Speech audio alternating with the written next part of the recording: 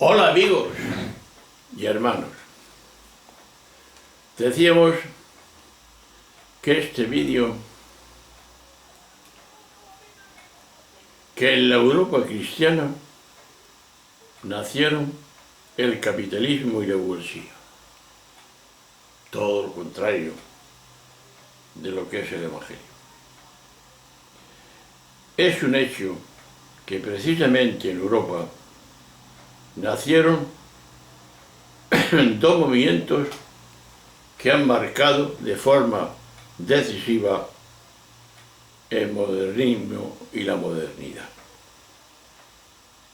Me refiero a la Ilustración, a los derechos humanos, dos conceptos íntimamente relacionados entre sí y vinculados a convicciones básicas del cristianismo. Bien, pero para advertir la hondura de la contradicción cristiana en que vive en este momento Europa, basta pensar que fue precisamente en esta misma Europa donde nacieron la Ilustración y los derechos humanos, donde surgieron también el capitalismo y la burguesía. Fueron y son dos grandes fenómenos culturales, sociales y políticos que el mundo globalizado en que vivimos en este momento está soportando a costa de enormes sufrimientos. Pero no solamente de sufrimientos, que es la desglobalización, sino desigualdades y humillaciones para la sociedad en general.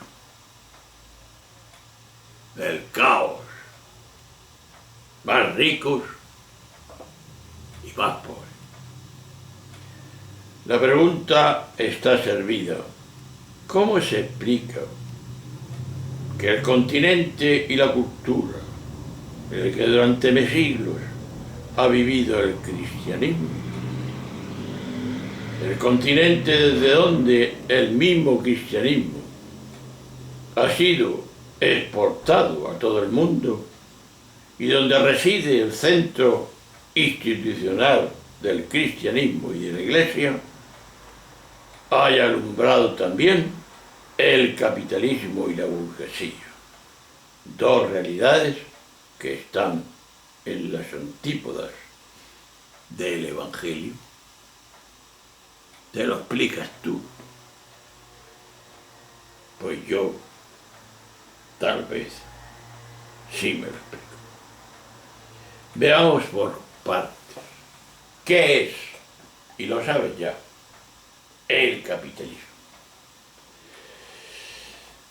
En efecto, sabemos que el capitalismo nació en Europa y tiene razón Bertelsmann cuando escribe: sea cual fuere el origen del espontáneo desarrollo del racionalismo económico, lo que no admite ninguna duda es que se encontró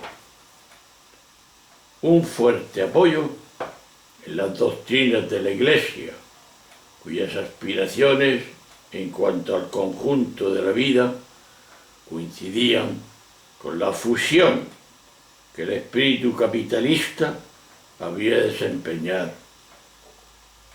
en la vida económica del mundo o de Europa. Es más, el mismo Sombart llega a decir: estoy convencido de que las teorías de los escolásticos, sobre todo, como es natural, de los de baja Edad Media, acerca de la riqueza y del lucro, en especial también sus opiniones acerca de la legitimidad o ilegitimidad moral del cobro de intereses, no solo no supusieron un obstáculo para el desarrollo del espíritu capitalista, sino contribuyeron a fortalecerlo y fomentarlo. Desde las ideas dubitativas de Tomás de Aquino hasta autores como Antonio de Florencia y Bernardino de Siena, se dio un paso decisivo: el dinero como préstamo permanece estéril, mientras que como capital resulta producido. Como pura especulación escolástica, el pensamiento y la lógica del discurso de los economistas filósofos del último milenio o del medioevo era impecable, pero sin duda alguna aquellos hombres no pensaron en las consecuencias que se iba a seguir de sus elucubraciones tan especulativas, como alejadas de los efectos y el modelo de la sociedad y de vida que todo aquello iba a producir. Estaban ignorantes, eran unos ignorantes, ¿o no? Por supuesto, el capital resulta productivo, sí, pero ¿para quién? ¿Para todos? No. Como es lógico, para el que lo posee. Y es que, como ya nos hicieron ver Marx y Engels, la sociedad hasta aquí ha venido desarrollando siempre dentro de un antagonismo que entre los antiguos era el antagonismo de libres y de esclavos. En la Edad Media y de la nobleza y los siervos en los tiempos modernos en que existe entre la burguesía y el proletariado. Pero, hermanos y amigos, escuchemos. Lo más preocupante en este momento es que con el paso del tiempo, la distancia entre el capitalismo y el pauperismo ha adquirido tales dimensiones que impresiona, da miedo y es una constante amenaza. Retomo nuevamente de Marx y Engels en una formulación que resulta sobrecogedora.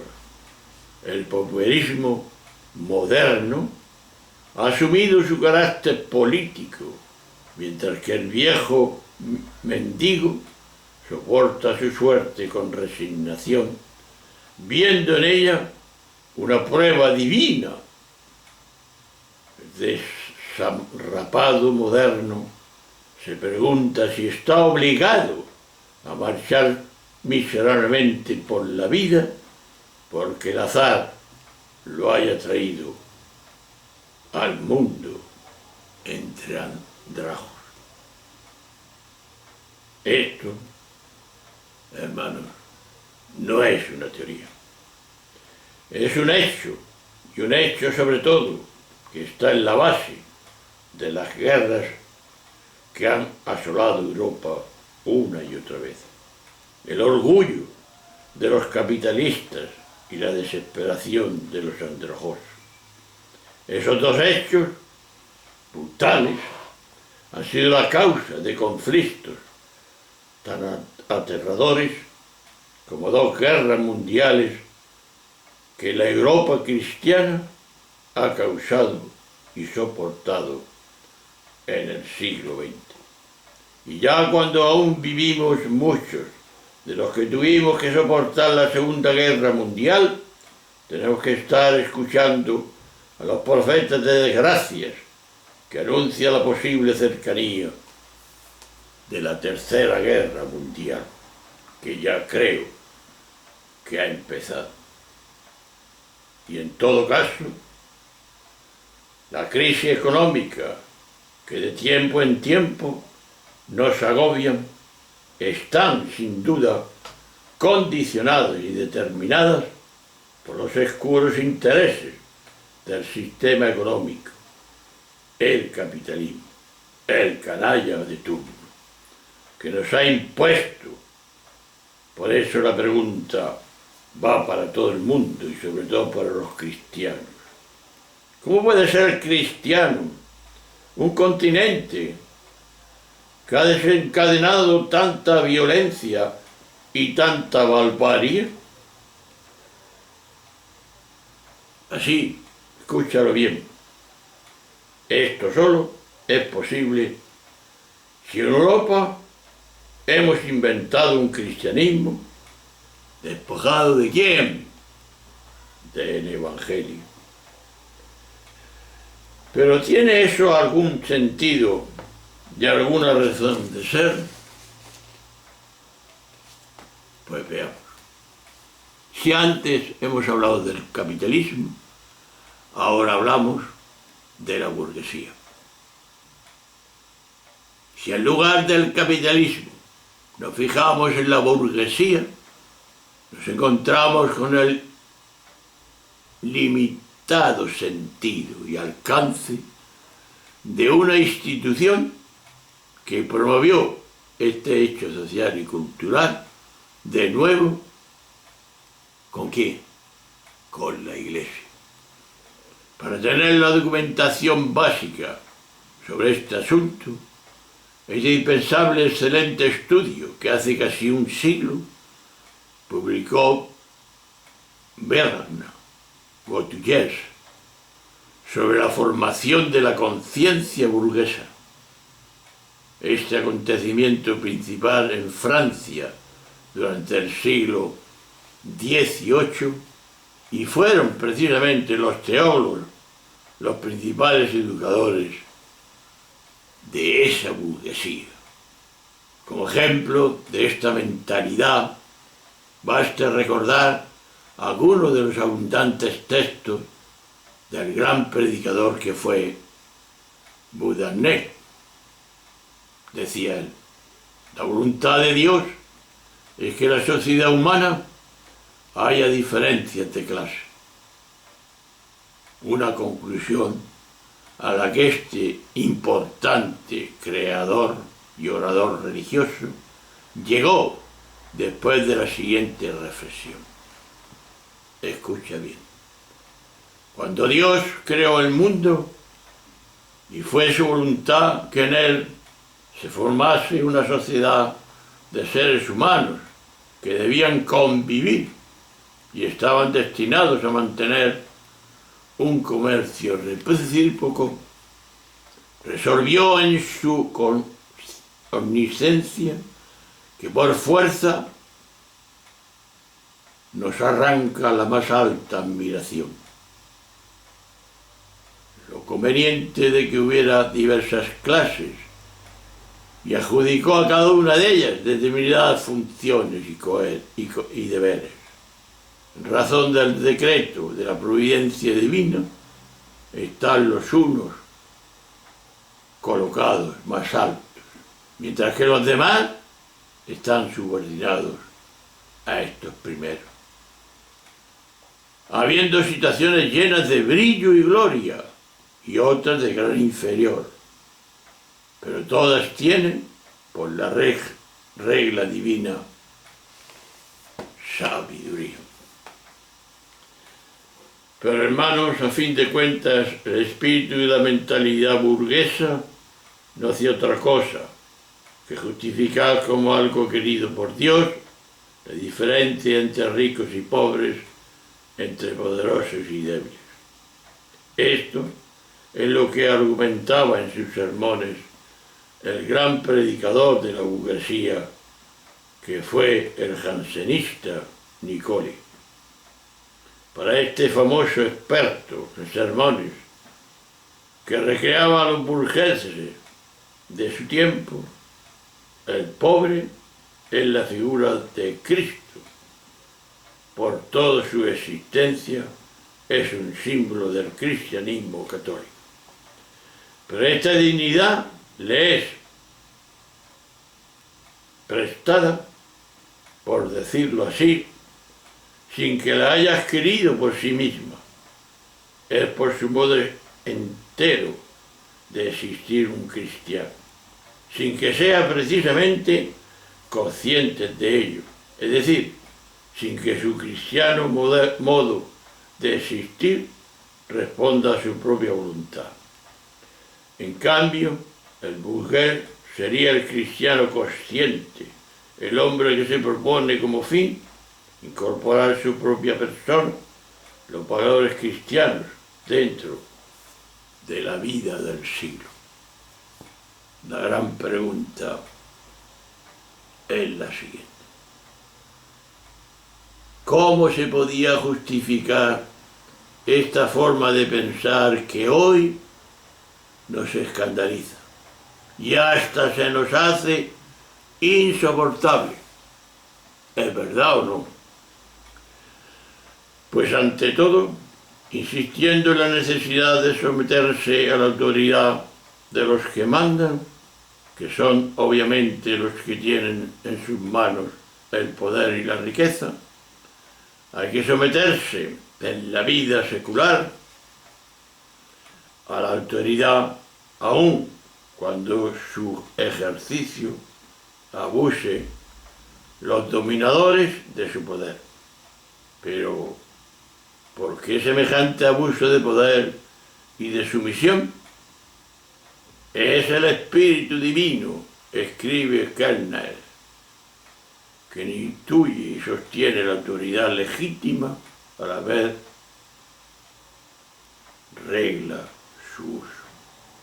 Pero el abuso que puede hacer de ella aquellos a quienes ha prestado este poder no da razón alguna para sublevarse contra él. El hombre que así se somete a la autoridad, se somete a las leyes, sabe también que en realidad obedece a Dios. Madre mía, qué disparate. En el fondo, lo que se había impuesto en la conciencia de la gente, en el tejido social del sistema, eran las ideas que llegaban a todos los rincones de aquella sociedad denominada cristiana. Me refiero a las ideas que difundían oradores como Massillon y como Bossuet, con 2 textos basta. Es conocido el pensamiento de Mousseline. Sí, hermanos míos, decía este clérigo a sus fieles, las familias ilustres, no ha sido el azar lo que ha hecho nacer grandes y poderosos.